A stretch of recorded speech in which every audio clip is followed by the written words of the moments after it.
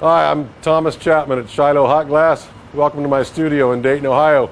We're going to do two pieces of art glass today.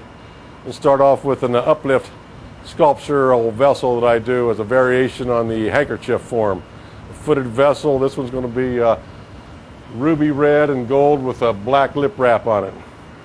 I've prepared some of the colors and set them aside. Make sure the blowpipe's clean. A little wire brush treatment, make sure there's no scale in there.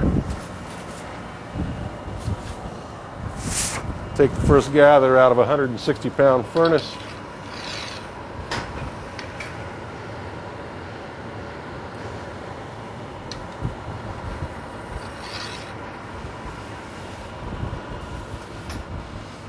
I'm going to work the air marver a little bit here before we go to the steel marver.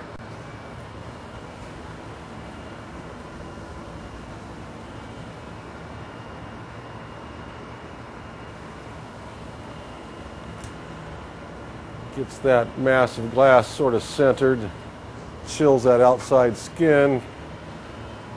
This thing's under control here.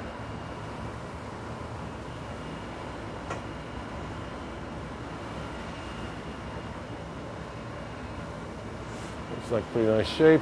A little blow and cap method for starting to bubble. That trapped column of air it heats up, it expands, and gets the bubble going, saves me a little bit of lip service. So we'll let this cool down some. Start applying some colors here in a moment. I think I'll hit the pipe cooler.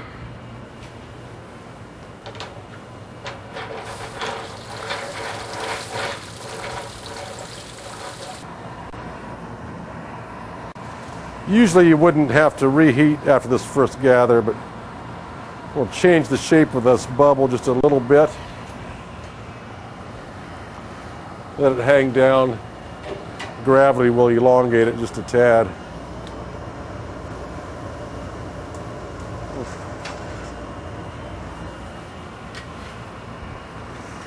So this is the gold ruby.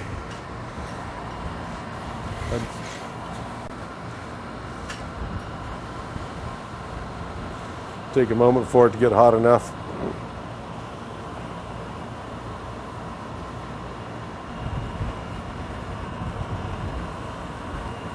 Get the proper heat dispersion in there. I'm going to give it a quick marver on this mini marver. Chills the outside a little bit again. Forces the heat into the interior of that bit of glass. I'm going to go over to the bench now and apply this onto the clear bubble we've started.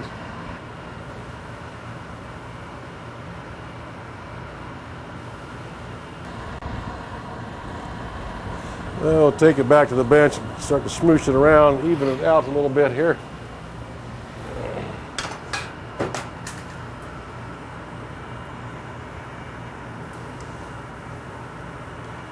Light comes back there. So it's going to take a couple of heats to get this spread around the way I like it.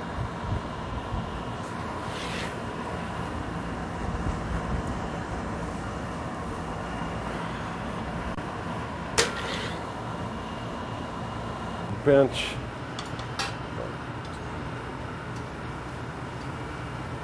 Instead of having a straight line there, this kind of makes for a little more of an interesting transition.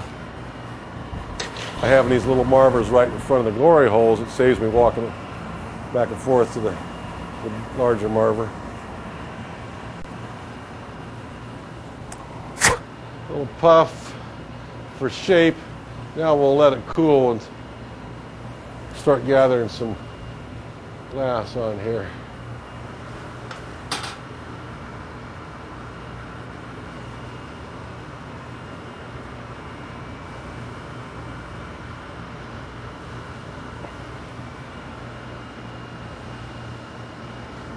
All right.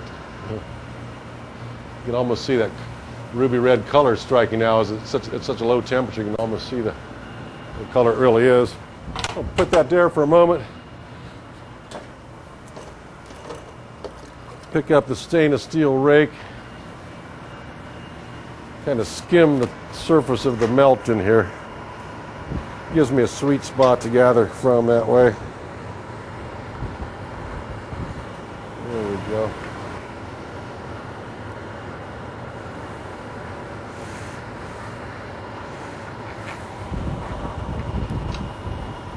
Go back to the bench with this one and block it.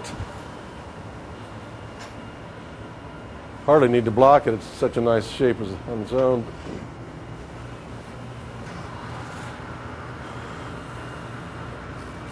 Just touch it up a little bit to get it nice and symmetric.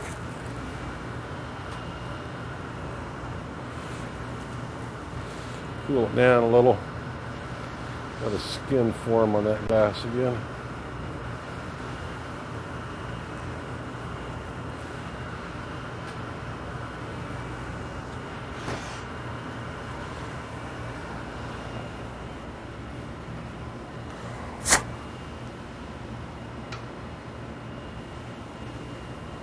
So we're just waiting for it to cool so we can gather over it. It's still moving, so you got to keep it rotating or gravity wants to take it straight to the ground.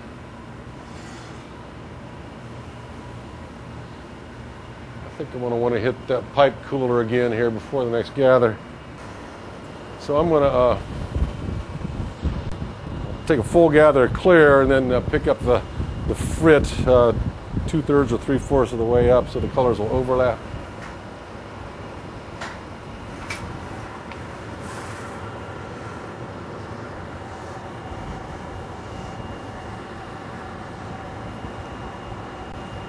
Let a lot of that glass fall back into the furnace. We don't really need a whole ton of it here.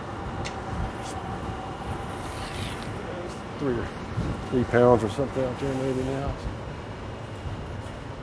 Controlled frit pick up. Don't forget the bottom. That's about it.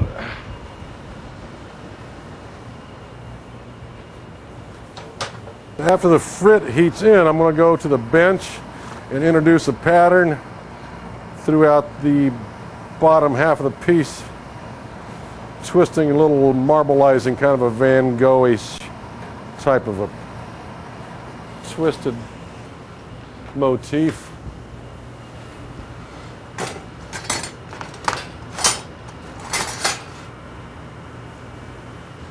It makes a little more interesting application than just the straight frit pickup would do.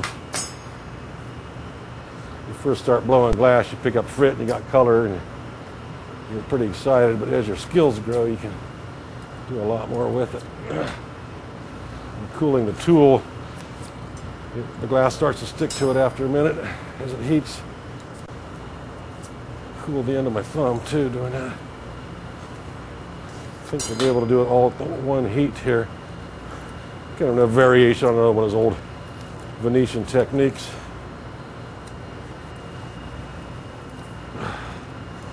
Well, it looks like that about covers it. Yeah, we'll heat, shape, and begin to blow. We'll take a few more heats.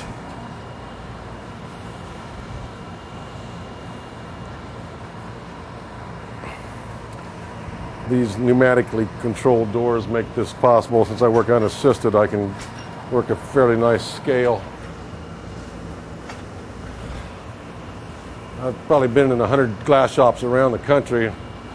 I'm always glad to be back to this one. It's set up pretty darn nice for a guy working by himself. It's built lots of extra jigs and fixtures and labor-saving devices. Let's take it back to the bench and block it now.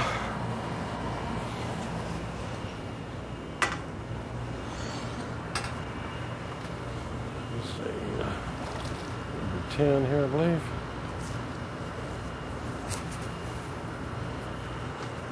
Could be a little bit hotter, but I think we're all right. Sort of centers it up again. Okay. We'll stay in the glory hole a little longer, get some extra heat on it this time.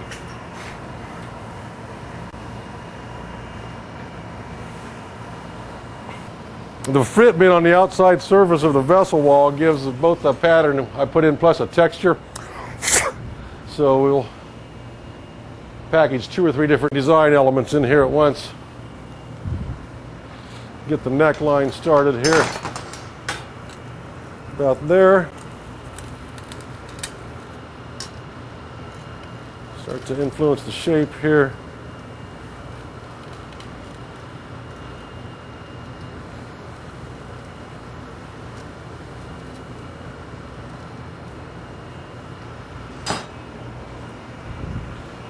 Keep the bottom cool for now.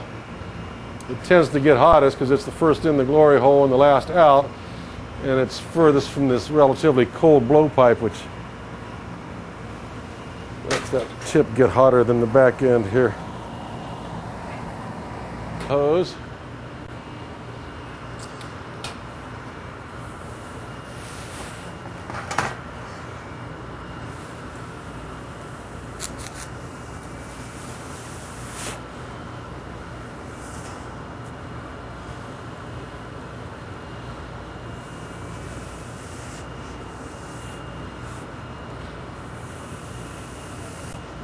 Here again, cooling the bottom portion,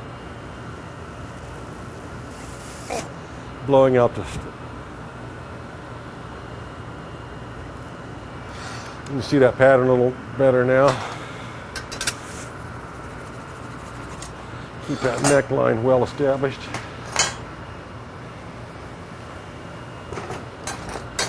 Back to the glory hole. Do this a couple more times till we get the shape right.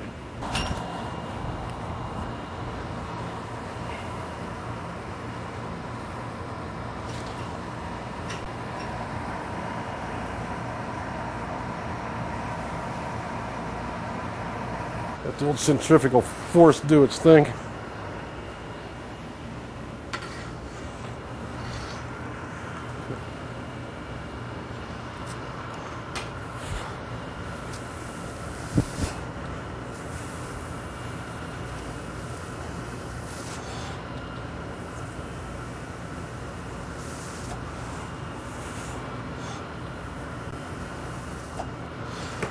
We'll do that once more. I'd like to get the bottom a little bit more pointed before I put the foot on it.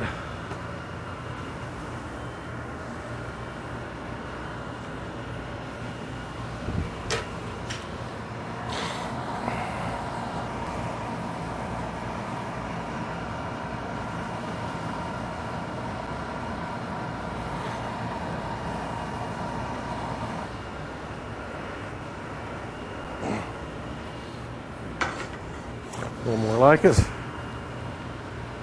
Touch it up here.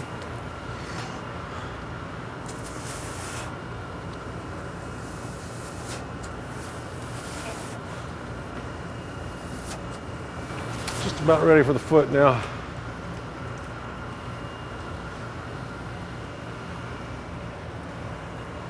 Got my custom footing tool.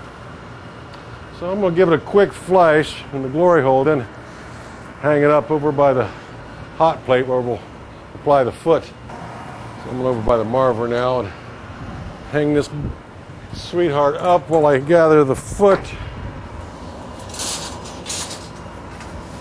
Proper size gathering iron, you only need to take one gather and you're in business.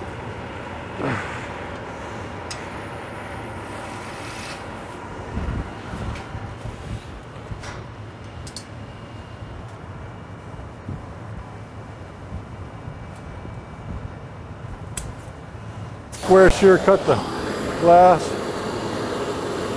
Keep our moil hot over here. It's easy to get it round. The trick is getting it in the center right here.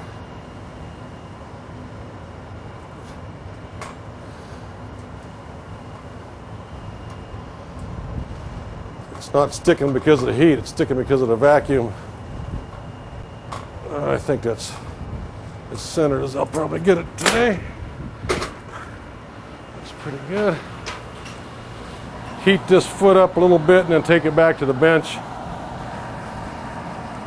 I'll work on it with a footing tool.